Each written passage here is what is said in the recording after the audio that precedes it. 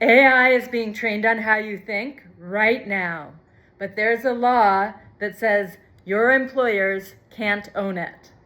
I'm Robin Casson, award-winning architect turned founder of Blueprint X, and here are my virtual twins debating it. SAG just proved it's possible.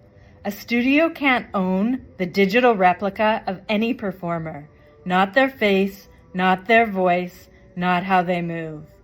Every industry is next. The ones who move first will be... That's for celebrities. I'm not famous. Nobody's making a digital replica of me. Your company already is. Every time AI trains on your emails, your decisions, your way of solving problems, that's a replica of how you think. Name it. Own it. Now the company has a digital asset, and you have a royalties stream.